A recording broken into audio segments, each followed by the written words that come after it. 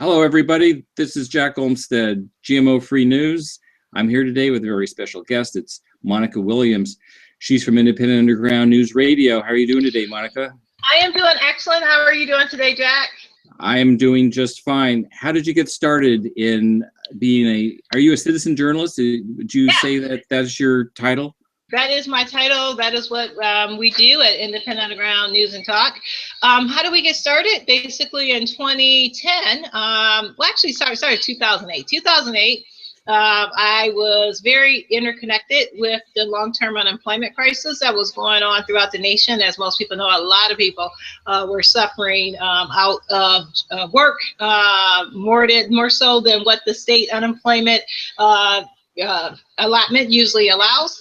And so with that, they needed someone to advocate for them. And at that point in time, I'll be honest, I was in that same crisis. So we were started a movement called the 99ers. Some people may remember that. And it was for people who had received unemployment up to 99 weeks. And then after that, they didn't have anything else to look for, go to, any resources or anything of that nature to try and get them back into this employment cycle. And the main point of that movement was to try and get them those resources way before 99 weeks, and that wasn't available. So until 2010, I met with Congresswoman Barbara Lee, along with a lot of the other people that was in the 99er movement, to try and get a bill passed called HR 589. That was to extend long-term unemployment for 14 weeks and also provide job training and targeted job resources just for people that were exhausted for 99 weeks. Unfortunately, that bill didn't get passed, but either way, we did do a lot of advocacy about that. And I personally use my blog and my platform as advocacy point, and also try and get people reacquainted back in the economy, whether that was with career coaches and long-term unemployment specialists and psychologists and sociologists, to try and figure out, you know, what happens to a person, especially when they're in the Generation X, I guess you could say, and even beyond that. Or when I say Generation X, that's like people in now their 40s and late 30s, and then people that were past the age of 50. When it's harder for them to get back inside the economy, harder for them to find employment, age discrimination, those things kind of come into play. One thing that I learned, especially after going going to Washington, D.C. with Barbara Lee, was that unfortunately, even if you're advocating for, you know, these things, politics come into play. Politics came into play when it came from trying to extend the unemployment benefit allotment and anything that came thereafter. So with that, I kind of started writing about politics, and the site changed from just the advocacy from long-term unemployment and trying to get people reintegrated into the economy to politics, and it's kind of been going more so since then. So that's pretty much how we got started with Independent Underground News and Talk. And before that, it was actually called Reach Out Job Search, which is why if you go and you look on the website will say ROJS News. That's because the original site was called Reach Out Job Search. What's your educational background? Oh, wow. For me, well, basically I got a bachelor's degree in business administration. I also have an MBA in organizational leadership. So I just got that in 2013. Very proud, Clear University Cougar grad, go Cougars. You know, I have always had a business focus, but for me, my business focus does not include ultra capitalism. It's actually capitalism. If you're going to have capitalism, my mantra is say it's got to be moral capitalism or no capitalism at all. And so that's what I kind of go and push forward with. Unfortunately, it's beginning to even go to the point that I'm not sure if moral capitalism is going to work, because I guess you could say the pyramid in regards to trying to keep people on an even keel is the pendulum swing is just swinging way too far to one side at this point. And that's how we end up with crises like Flint.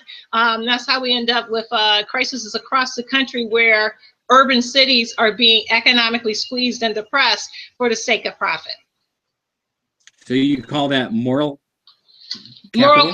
Well, I want to be, you know, for me, my thing is to, if you're going to have a capitalistic system, it has to have a moral and ethical component. Unfortunately, right now, our moral and ethical components when it comes to capitalism is getting farther and farther strained in between. So now that's got me questioning if moral capitalism can work, and do we need to look at different type of economic means in order to go forward and have that be the pendulum in our society. Are there any examples around the world right now or in our history that applied this moral capital? I believe before, I guess you could say, let's look before in the 1960s and right after the Great Depression going forward, right? So the Great Depression happened in 1920s. After that, FDR came out with a number of programs, whether those programs were unemployment insurance eventually, but in the same aspect, Social Security, Medicare. So basically saying that seniors had some right to health care as they age. Also, unions that's when this rise of unions started to happen, to basically say that workers that worked 40 hours a week for, I guess you say more hands-on type of work, whether that be nurses or auto people that works in auto plants or plumbers or pipe fitters, that those people needed some type of body to represent them in order to make sure that they were being treated with safety on the job, which is good. Also that they're getting a fair, honest day's pay for a fair, honest day work. So they're getting 40 hours, but anything over that would be considered overtime. So that their, might as well say their means of employment, even if it comes to when an employer decides to fire them, that it goes through some type of grievance process. Those things happen, and after the Great Depression. And even, I guess you could say from decades onwards, right? We still, in my opinion, try to balance the best that we can the needs of working people between the needs of business. In my strong opinion, somewhere around the 1980s, that started changing. It started changing to the point that now we're looking at CEOs making anywhere from 120 to even some cases 1,000% over what their normal line worker, or might as well say bottom floor worker, makes. How can that be moral? No CEO, in my opinion, is worth, and I'm just going to flat out say it, 32 million and up. We have CEOs making that type of money.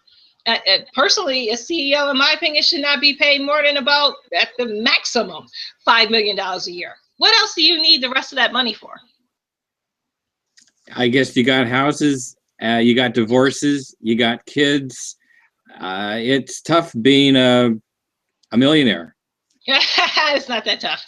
If you manage your money, there should be no reason why you cannot live well on $5 million a year. We also look at, obviously, the Glass-Steagall, might as well say. That did not help. NAFTA was an absolute failure.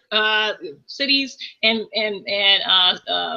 might as well say states like Michigan proves that NAFTA was a failure, as in the late 2000s, and might as well say the first century, with 2008, 2009, we had the crash of the economic crash that was just awful, and moved employment and manufacturing employment and a lot of the tenants of society that depended on those auto plants being inside of Michigan also fell as a result of the auto plants moving jobs out of Michigan, out of the Midwest, out of America, and moving them overseas and into Mexico so they can pay cheaper wages and still charge the same amount or more for the product that they were producing. Let's focus on the radio program. Yeah, sure. What's your mission statement for Independent Underground News and Talk? What's the mission? Our mission is to report news and information from a citizen point of view, basically, in order to allow for the people to disseminate and decide their point of views based on the information presented. In other words, we don't try and formulate people's point of view. We put it out there. We let you decide. And I know that's what Fox News is actually supposed to do, but they're more of an entertainment network.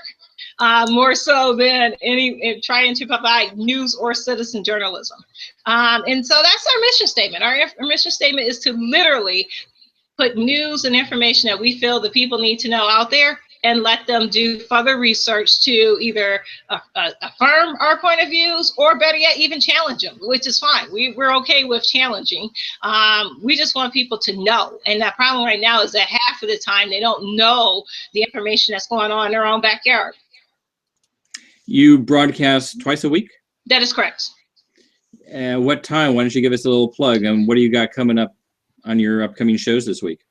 Well, twice a week, Tuesday, Thursday, 9 to 11. We're going to talk about a couple things. Actually, the Iowa, and speaking of elections, the Iowa caucus is tonight. So we're going to definitely be talking about on Tuesday's show the result of the Iowa caucus, looking forward into New Hampshire.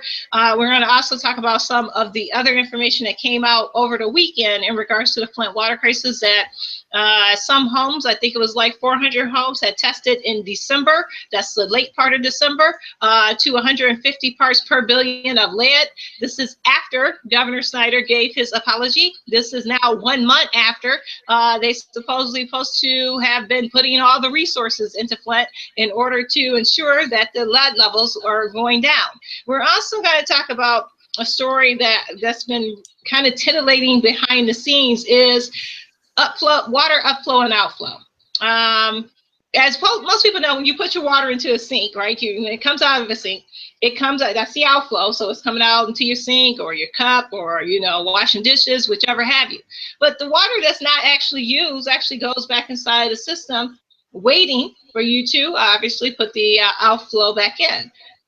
And there's interconnection of pipes that underneath the infrastructure in Michigan that connects into a lot of regions. The Detroit water system connects into a lot of regions. So why is officials not answering a basic question is, how are we ensuring that the other regions of Michigan is not being affected by the lead content that's within Flint's water? That's something we will tackle a bit on Tuesday's show and also on Thursday's show. Tell us about how you got involved with the Flint Water Crisis. Wow. Well, a group called We the People of Detroit, that is a clean water advocacy group. They had asked me, and particularly, to come up, and some other bloggers, but they also asked myself, and I just wanted to kind of give a shout out to this piece of information right here. Hopefully your guests can see that, yep. Because it was called basically Healing Stories on Racial Equity. It was done on March 21st of 2015. I was invited as a writer to write about resident stories as it relates to crime, transportation, water, obviously, also basically access to community amenities, and there was a couple other points. So when they got to the water portion, one thing I remember is that had the most resonance. It had like 10 residents giving their stories, and they were flowing so fluently.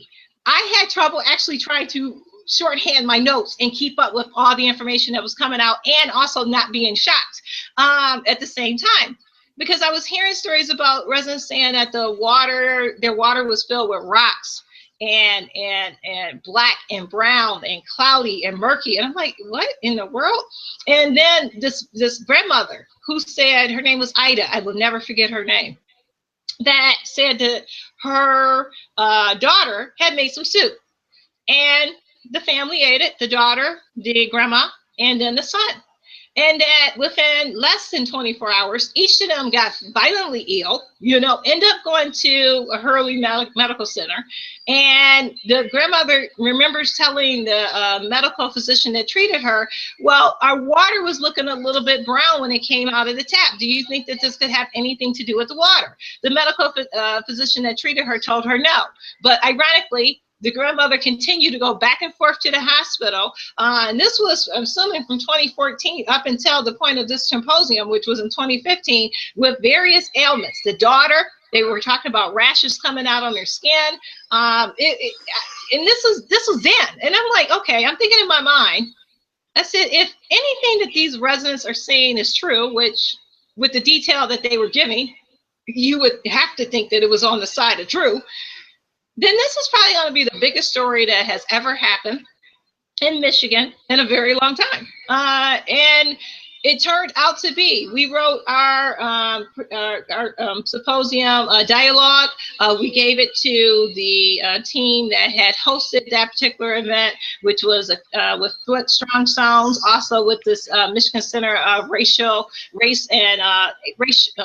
Division and Inclusion. I want to make sure I got that correct. I may have said that wrong. I just want to make sure I have that correct. But I just said there because I hate to get people, okay, yeah, here it is. With the Mission of Hope, the Flint Democracy League, Rise Up, Youth Artists and Awareness. It was also with the Creative Dance Studio, and it was put on by the Michigan Roundtable for Race to Equity Project, and this was a Flint healing story. So once we finished our writing, we gave that information over to those individuals, and we sat on those writings, I'll be honest, because the reason why I sat on them is because I knew and I felt strongly that eventually we will be using those again. And then I was reading stories in regards to, and them live, in regards to the emergency managers. At that point in time, it was Jerry Ambrose refusing, right, to listen to the residents as they were bringing these concerns onto them. And then all of a sudden, Jerry Ambrose left. And the next thing that started happening in October is that I heard stories about pastors being told to meet at a location, I guess at the governor's behest, in order to give out secret water filters. At that point in time, that's when I contacted Eric Mays, Councilman Eric Mays, who I had met at the March Symposium. And we had him on our show, and that's when we did the first of now, I would say, 4 interviews in regards to the Flint water crisis. What did Eric Mays have to say on that interview? Do you remember? That was October 9th of 2015. So that particular interview, Eric Mays had went over the information from pretty much March until October, from when the emergency managers should have known, all of them should have known about the issues about the Flint water. He also talked about the water leaks, because the reason why that Flint was removed supposedly from the Detroit water system into the Flint water system was because of the water leaks that had started happening in 2014 all the way up until actually 2013, sorry about that, and a little bit of 2014. The reason why the water leaks were happening was, I guess you could say, left to be determined, but what it was doing is causing more water advisories for the Flint area. Also, when you have leaks inside the system, what occurs as a result is that the water bills go up. So one of the justifications that Eric Mays was saying that was the emergency manager's reasoning on trying to switch immediately to the Flint River in comparison to actually handling the issue of water leaks is that, oh, well, if we go ahead and we move to the Flint River, that's going to save, $10 million, and then we can address the issues of water leaks later. So that was brought out inside the interview with Eric Mays. Also, you heard a lot about the 7-to-1, who was the one person that voted against this switch. That was actually Councilman Eric Mays. He was the one that basically said that he didn't feel as if it was vital or a good idea to move to the Flint River. Also, he revealed why he didn't feel like that was a good idea, because of the legacy issues that anyone, as I like to say, anybody with the brain power of a 5th grader in Michigan knew that existed in the Flint River, including different companies. I'm not going to name the companies. You can probably guess who they are, that were alleged to have dumped chemicals for many decades on end into the Flint River. Because of that, obviously that water would not be best for human consumption. And so he also, he explained that was one of the reasons why he was a no vote. And he also talked about the water filters, the pastor's secret water filters give out that happened at that time. Yeah, it was a great interview because it provided us with a lot of the backstory from 2013, going into 2014 up until that time, 2015, that we did the interview with him. I don't want to get away from talking about the Flint Water Crisis. Yeah, sure. And I should have brought this up before we started talking about it. You've got a donor drive going on right now. Can you talk about your donor drive? Yeah, so it's an annual one. It's not just just today. We just didn't start it. We do an annual donor drive, first, second, third, fourth quarter. We support ourselves. Independent Underground Radio Live. We don't have corporate funding. We don't have corporate donors. How do you support yourself? Pretty much, I support a lot of the income. We do get some affiliate, basically income from our great partnership with Audible.com, which we are very happy to shout them out because they help us a lot by having some of our listeners sign up for free audiobooks that you can get with Audible.com for the first 30 days. And then after that, it's $14.95 a month. But in the same aspect, you do get up to 2 audiobooks included with that. And then anything else over that, you can still, you can pay for it and get a 30% discount. But otherwise than that, this has been an effort that has been funded from us personally, from the donors that have contributed over the years, whether that's been monetary donations or in kind. And that's how this has been going. A lot of this money obviously has came out of our personal pockets, but we feel as if citizen journalism and independent media is needed inside of Michigan for multiple reasons. If you go back to March, the only people that were covering anything on the Flint Water Crisis was, at that point in time, Michigan Radio. Oh, I'm sorry, MLive. They were covering it from Mayor Walding's point of view at that point, and not from the residents' point of view. So, I know what we did with the symposium and actually taking the audio from that and putting that inside of the podcast that was on March 26th, which was called Why is Michigan's Water So Dirty and Filthy? It was maybe a small part in this crisis, but I think it was important because, to me, that was the first time outside of Michigan Radio that you actually heard residents talking to any resource in regards to what it is that they were experiencing. It's the difference between seeing it in print and hearing the audio. And I think that interview kind of is, in my opinion, is something to be looked at as a key point inside of the story of the Flint Water Crisis. Now, what interview are we talking about? The one on Michigan Live? March 26th. Yeah, that was March 26th of 2015. That's called Why is Michigan's Water So Dirty and Filthy? Oh, because I've got the timeline that I created, and I don't have it on my timeline. Hopefully, you can send me a link, and yes, I will add it to that timeline because I want to make this timeline the most up-to-date and current, with all the information out there. Yes, I will try and get that to you. We got to go way back. So, but I also will put the link up. I'm looking for it now on our information here on Independent Underground.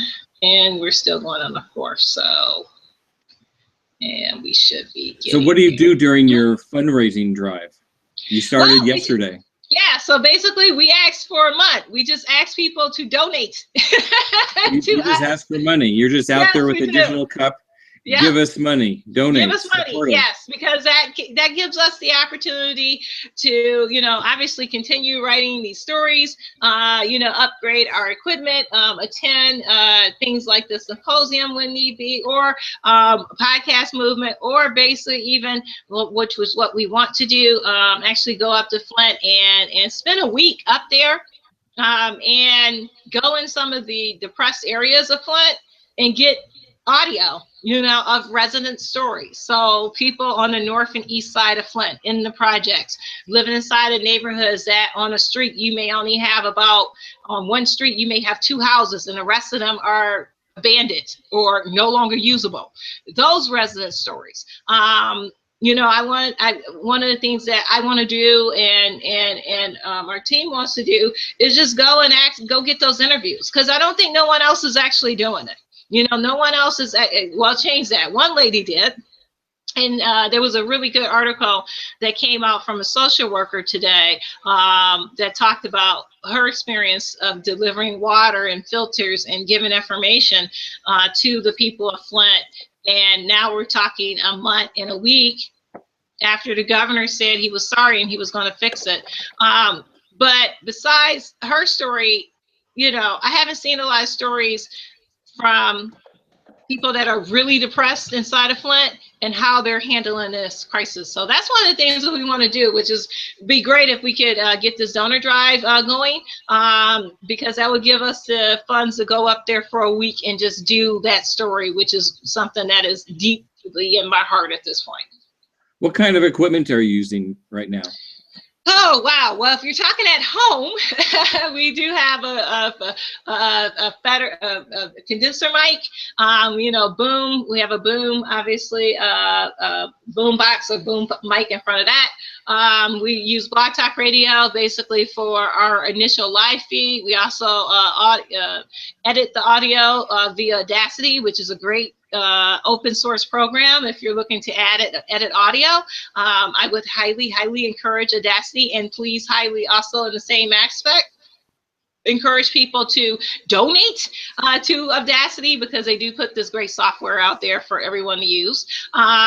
We also have basically obviously a mixer that we use in order to level the audio, and we use we have a variety of feeders that we have for our podcast. First, obviously, is Blog Talk Radio. And when I say feeders, that can also be used in the radio world as syndicators. But Blog Talk Radio, iTunes, Stitcher, Learn Out Loud, TuneIn. We also just got on Google Play.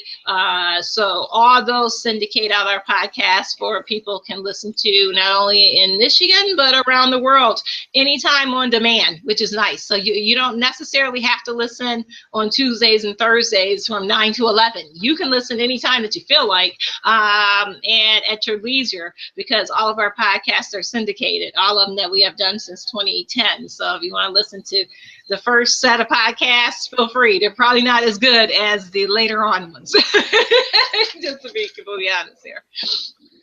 I just got your website up, and now I'm getting some audio in my ears. Oh, no. Did something when you go to your website, what page are you on? I went to the About Me section. That is correct. I'm on the home section. So it looks like your website is very extensive. Did you do all this? Are you like a master web builder now? Oh gosh, I don't consider myself a master web builder. But I can tell you that, yeah, me and I'm also a person that is associated with the site as an intern, basically did most of the building on the site. I can tell you what, most people would not know if you look at it, but this is actually Blogger. Yeah, this is a Blogger site, so shout out to Blogger, I guess. Yeah, so the template is a Blogger site, and yeah, we actually, and the intern actually did a lot of the HTML building of the template. I use Blogger all the time. You've got a lot of stuff going on here. All those pop-out ads that run on the right and the left sidebar, and and those actually should not be there. So I actually got to get with my intern and actually ask and get those taken off of there. That should only be a pop-up at the bottom. So that's kind of we got to get that gone. So yeah. So it looks like you're on all the social networks. You're on Facebook, on Twitter, on Pinterest, on Google Plus, on YouTube. I didn't know that you had a YouTube channel. I was looking for something. I'm on your YouTube channel right now. I'm taking a look at your videos. You just posted one 5 days ago. Yes, that was an interview that we did with 7 Days. It's a program that was that's here locally on the IUN network, and that's Urban International Network with DETIP TVDetroit.com. And what we covered and what we talked about actually was the Flint Water Crisis. Cliff Russell is a, might as well say, legendary reporter here in the local area of Michigan, and I was very honored to sit down and do that interview with him. So you've already done an interview about the Flint Water Crisis. Yeah, we did that just about 2 weeks ago. Yeah, 2 weeks ago. So I'll have to link to it. That was a 20-minute little interview here. Yeah. Mm-hmm. So everybody has their timeline on the Flint Water Crisis. They all have their own story. Tell us your story. Tell us your story of the Flint Water Crisis. How did it start? Who, what, when, where, why? How did it start? And of course, everybody wants to know who's to blame. Who do you think is responsible for all this? What's your take on the Flint Water Crisis story? Well, I almost had to sit up for this one. What is my take? Why don't we start with who's to blame? And then that way I can go backwards into the rest of the story. Who's to blame, in my strong opinion, is the governor of Michigan. The governor of Michigan used this law that was called PA4 of 2011. There's a lot of information on that law, and also its sister law, which is PA436 of 2012, on our website at rojsnews.com. When the governor came into office, he was sworn in on January 1st, 2011. By March 3rd, 2011, and I remember that day in particularly, March 4th, 2011. I remember that day particularly because it's the day after my birthday. The first law of the emergency manager, as I call it, dictatorship, was signed. That allowed the governor to put a card, if you want, into any area that he appointed, to manage the budgetary, operational, government, municipal powers of a city, county, township, village, also a school district.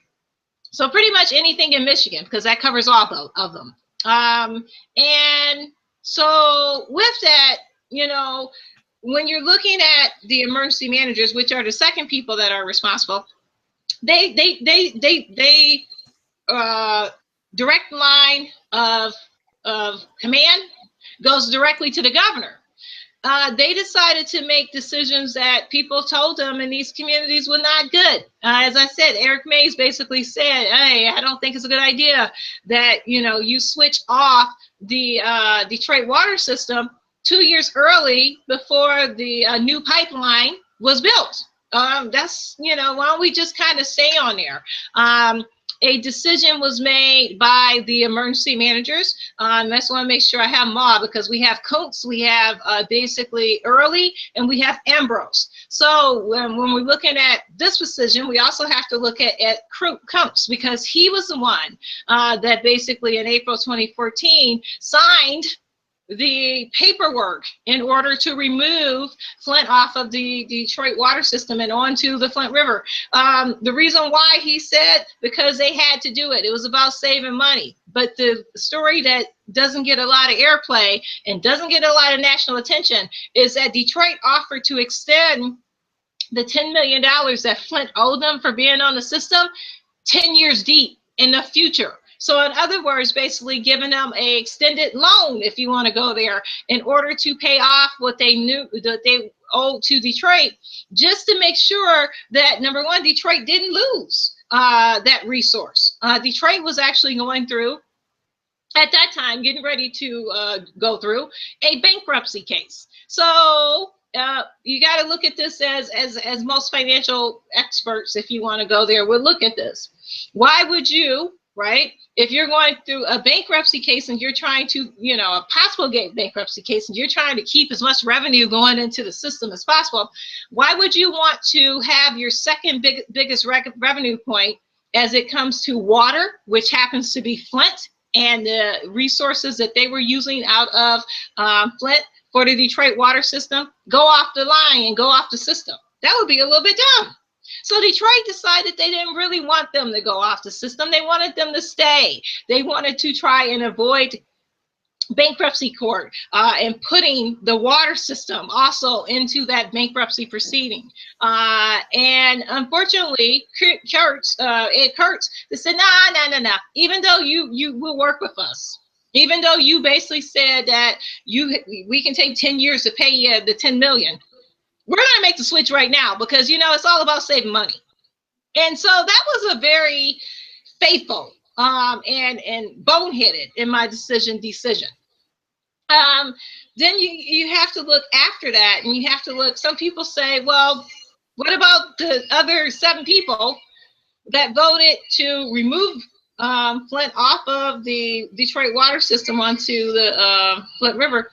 Were they to blame? In some cases, yes.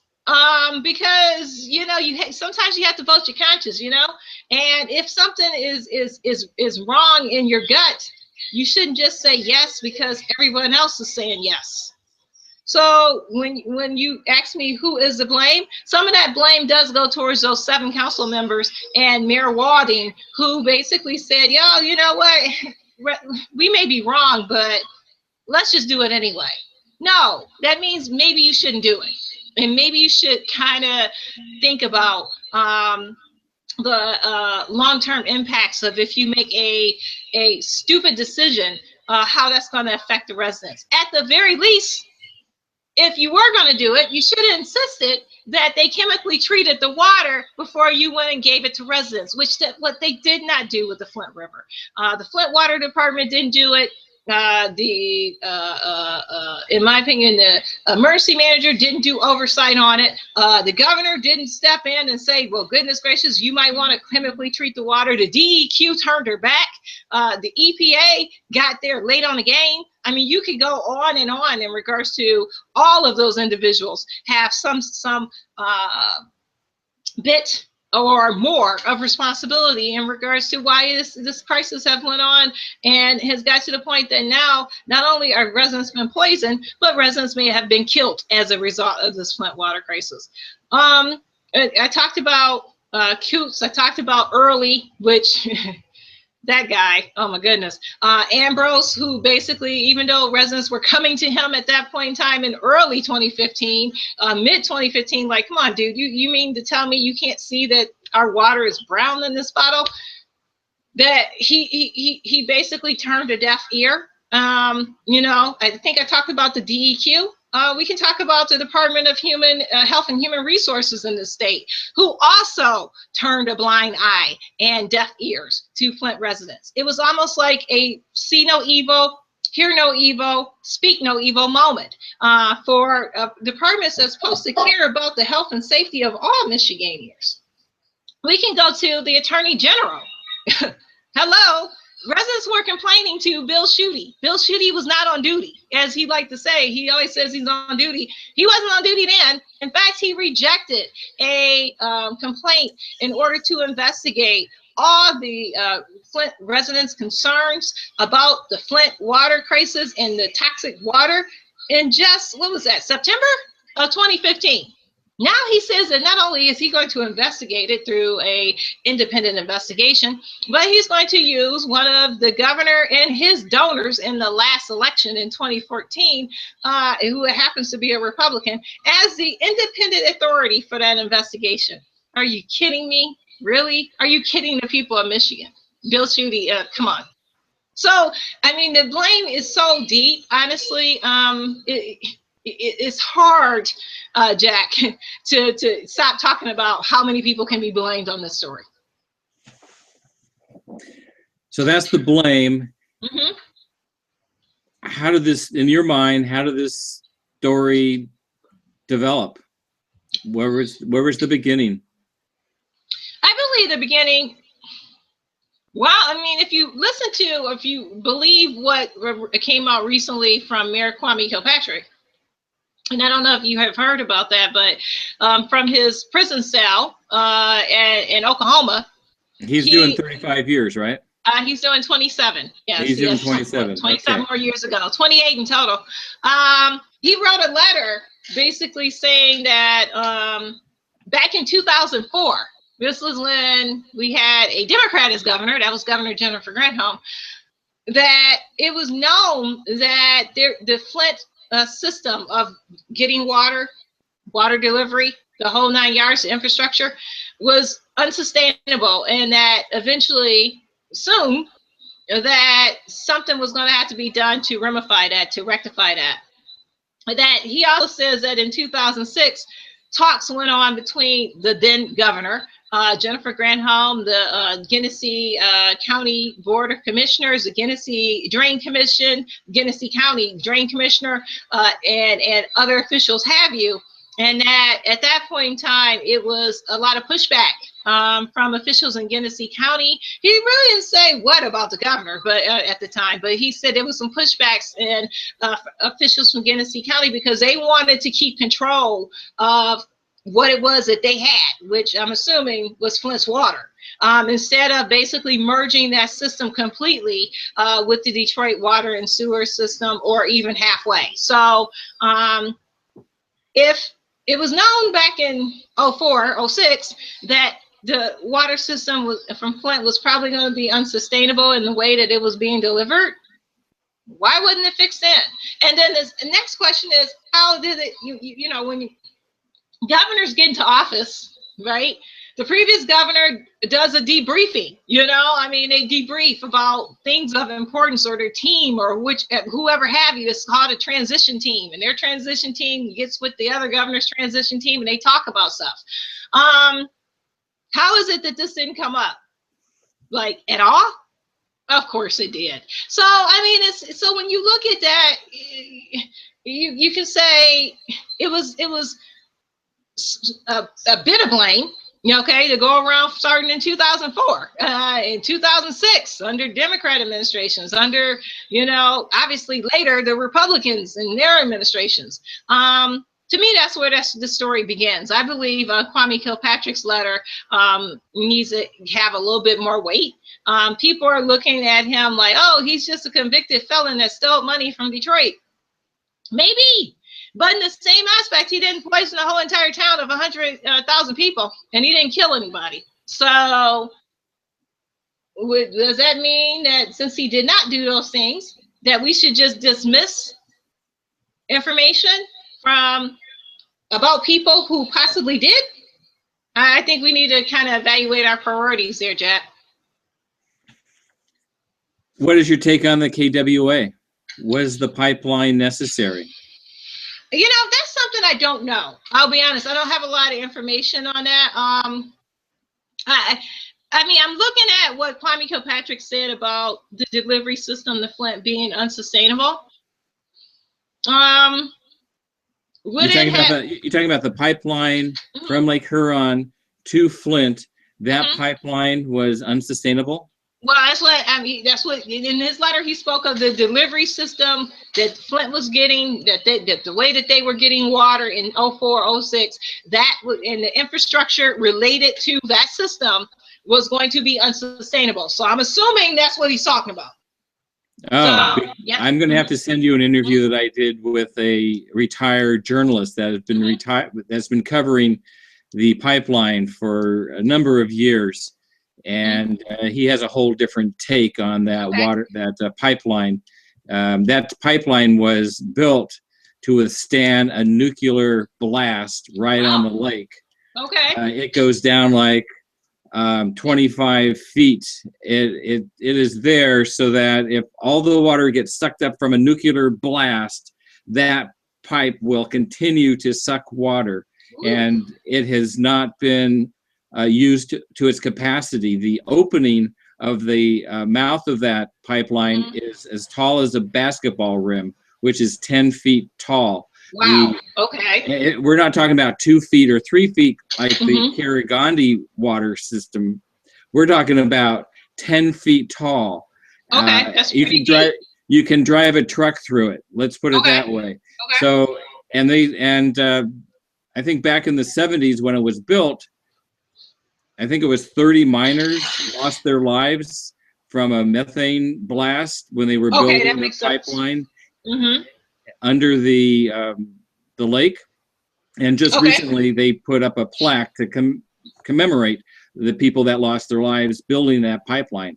Okay. So anyway, I can send you that interview. Yeah, I would love to get that. Yeah, I would love to have that. Yeah, and you know, I look at it as, okay, if we're talking about building something new, right?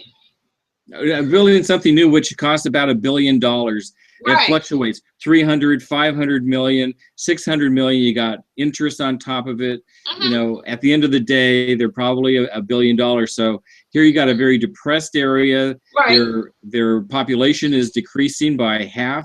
And then they decide more than half. Yeah, more than half, actually. More than half. We're going to put out capital outlay to build a pipeline, which is 6 miles from the existing pipeline, to bring water into a depressed area. People are leaving in droves. So anyway, I was just wondering. Yeah, what's my take on that? What your take on the whole KWA? Let me give you the financial point of it from, you know, putting on my MBA hat. What's the first thing that you should do if you can, you know, if you're in if you're being a fiduciary and you're trying to make financial decisions that's best for the budgetary means of a depressed community, what should you first do, right? Well, number one is you should try and cut costs in order to save money, but you can't cut costs to the point that you're putting those residents at risk. You got to weigh that balance there. Well, number two, would it be better in order to try and fix, maybe even look at different ways to upgrade the existing infrastructure if need be, right?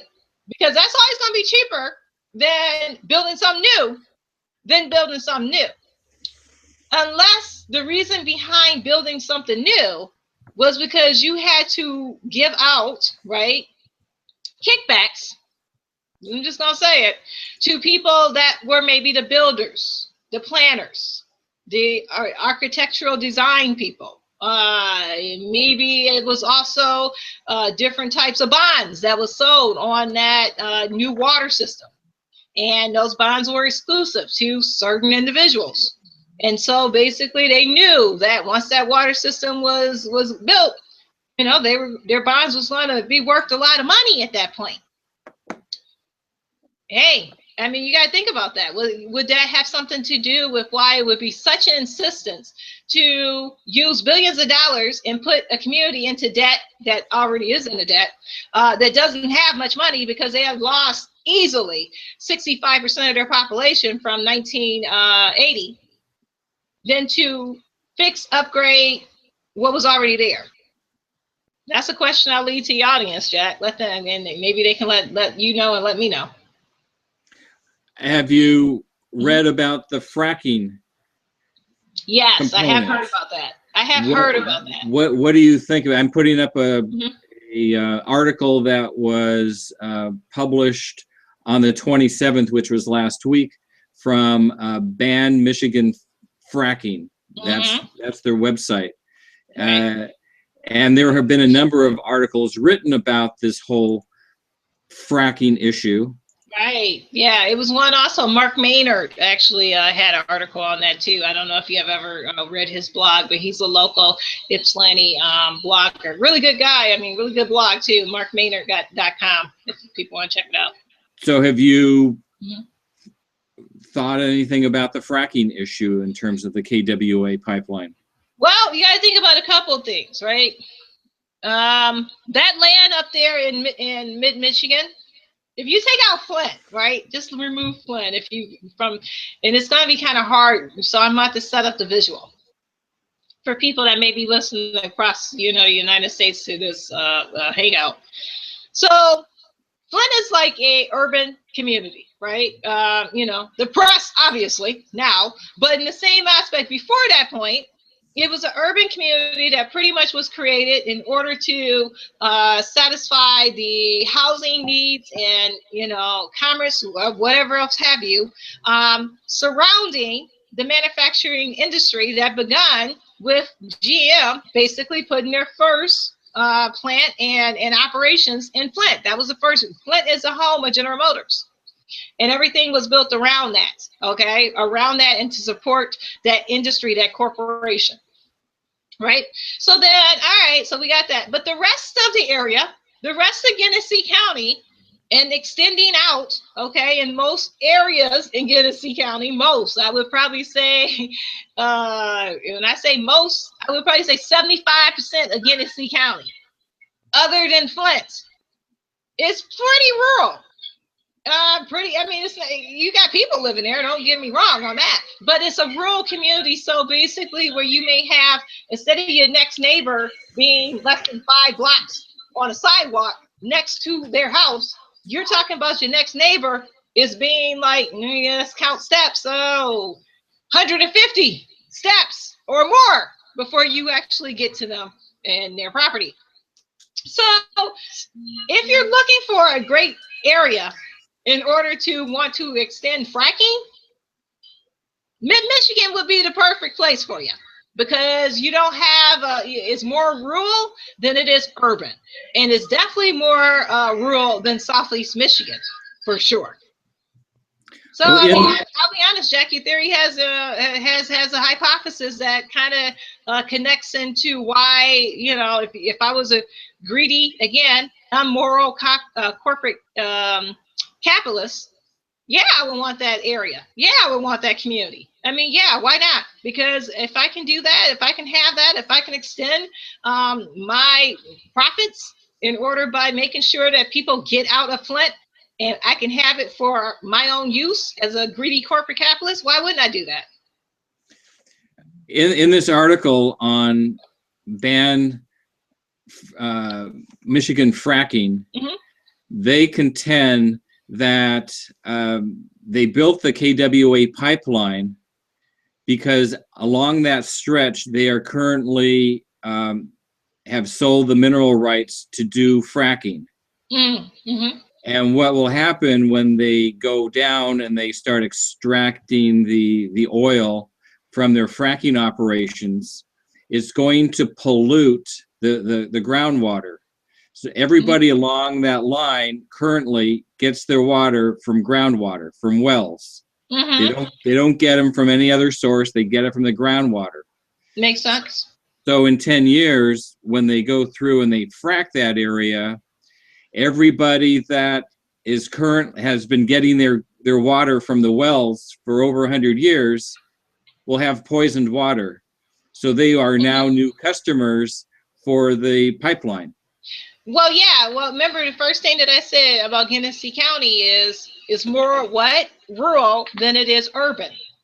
So if it's more rural than urban, more people are using throughout Genesee County wells for their water resource than they are connected into a municipal water plant or something else have you of that nature.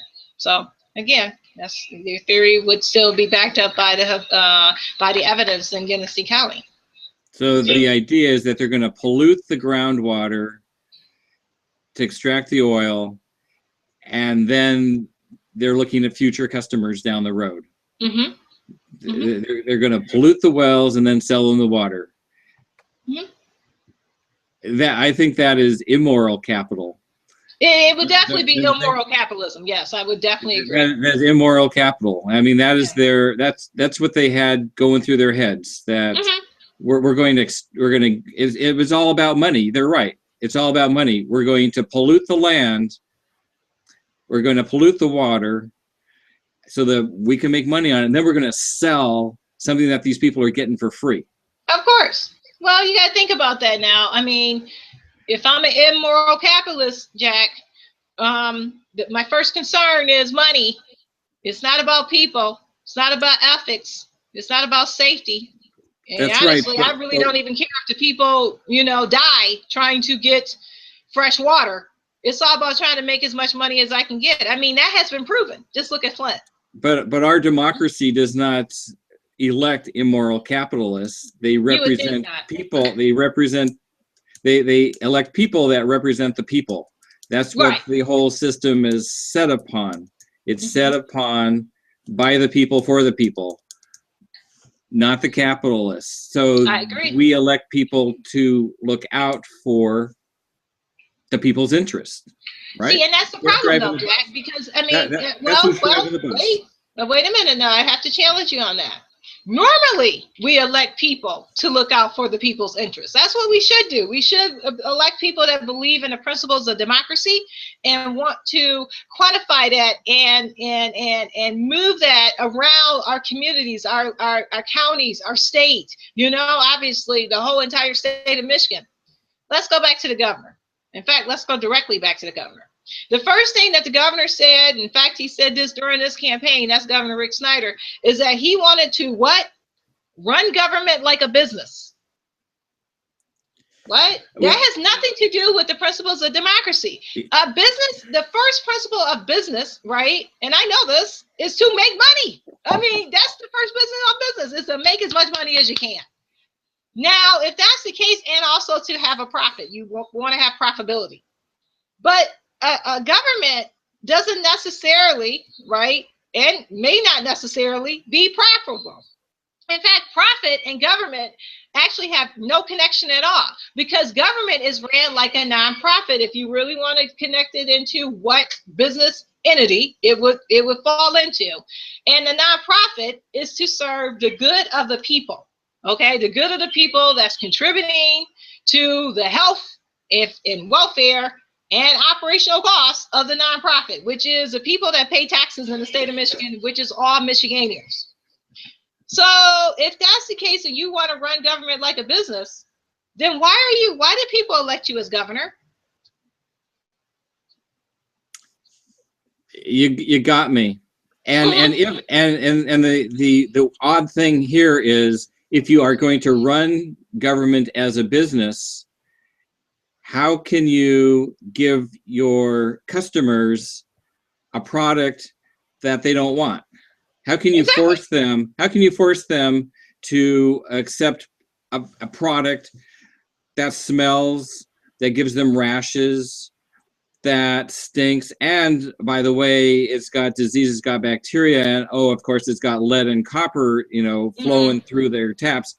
If you're running it as a business, you got to give them a good product. If you're not getting them a good product and they don't want it, then you got a problem. You got to go. You got to come up with a better product. So therefore, it looks like this idea that we're going to run the government as a business kind of doesn't work in that instance. It's like, well, you gotta take the water that we're going to give you, and you're going to have to suck it up.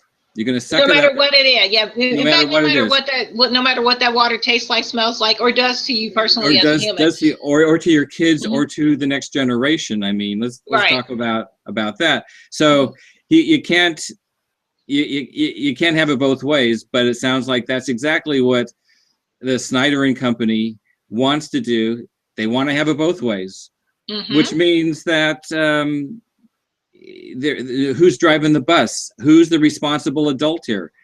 Are there any responsible adults in office these days? Are there responsible adults in office in Michigan? Yeah, in Michigan. Some. It's just not many. I mean, it's not hard, honestly, to look at the right thing to do. It's not hard to be moral.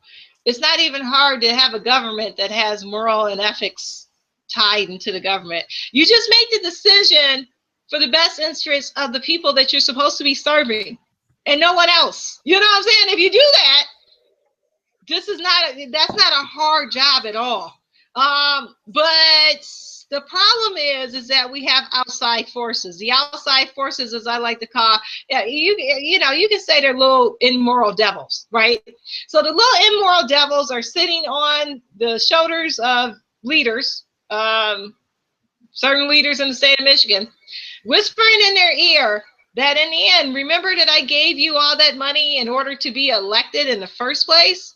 Yes. Now is the time for you to return my favors, okay? So you're going to use that office that you are into now in order to pay me back and pay my interest back, whatever interest I want, with the resources of the government that is supposed to serve the people. It's about me now, not about the people. And if we allow and keep allowing that type of government to take place inside of not just Michigan, but across our society, we won't have a society, Jack. What are we going to have if we don't have a society? What? We'll have, where are we going? Are we going to the zombie apocalypse? We're going to, you know, how we complain about countries that they have dictators. We complain in America because we say we have a democracy. Yeah, we'll have a dictatorship, period. Isn't that what emergency management is all about? Is a dictator? It is. Yes.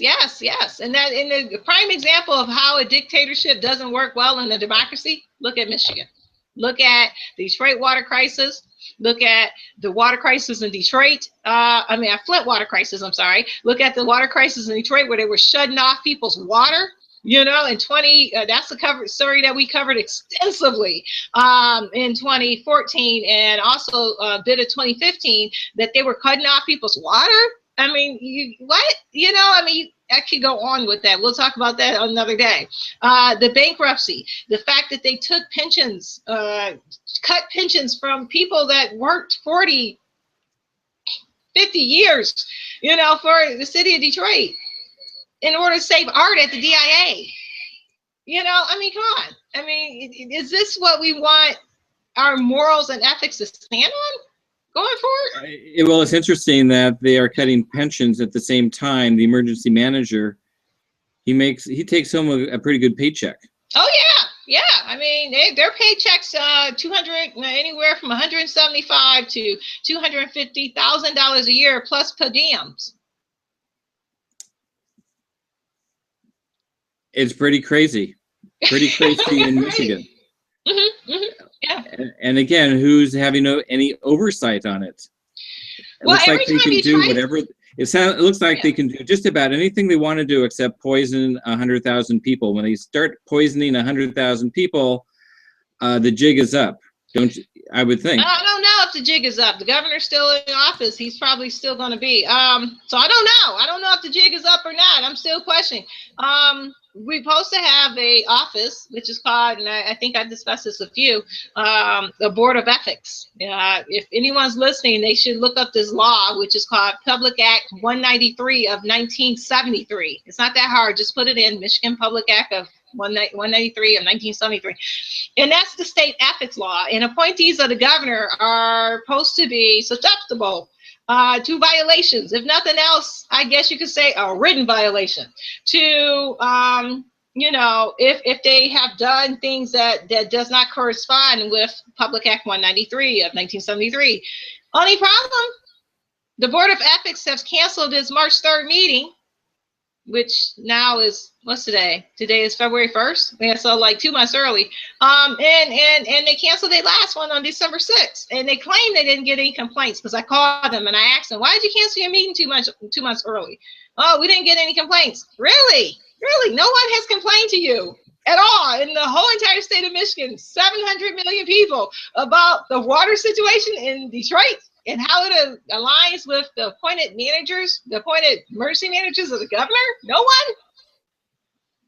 Yeah, we're living in hell in a handbasket in Michigan. It sounds like the coyote that is, or the fox that is guarding the chicken house. Pretty much. Yeah. You can go. What have they done? This code of ethics.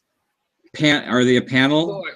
Yeah, they're appointed by they're a board. I mean, they're appointed by state law. What have they done since they've been a board? Have they done anything?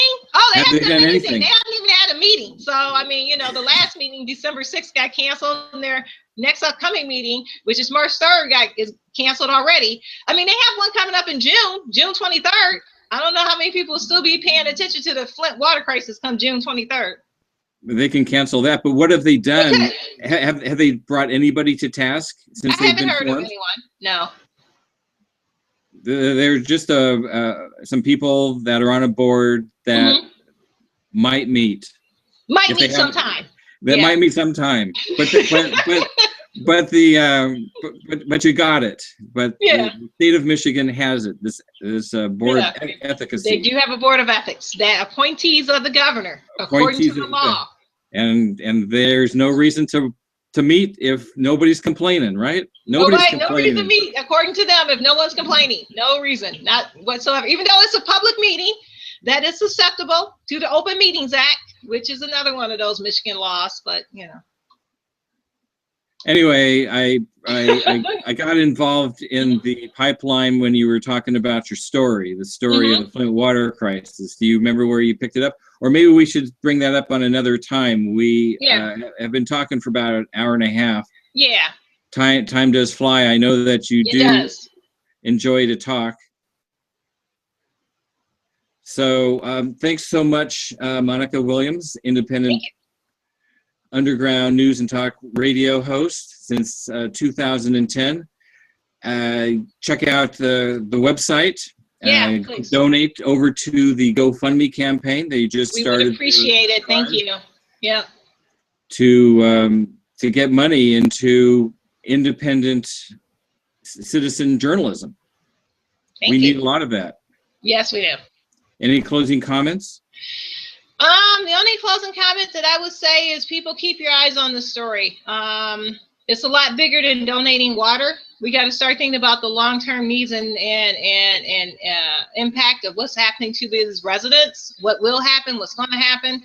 They're going to have psychological needs, sociology needs. We got businesses that are closing down because they can't get any revenue. So you got people losing their life investments and their means of providing for their families. We still have residents that don't know how to get a filter, how to put it on, how to get water. They're still drinking this tainted water. We got a lot of issues that will be going on in Flint, and it's not just solved by taking a case of water and dropping it off at a place. We need to deal with those long-term issues. We need to start having real harsh discussions about how are we going to deal with those long-term issues.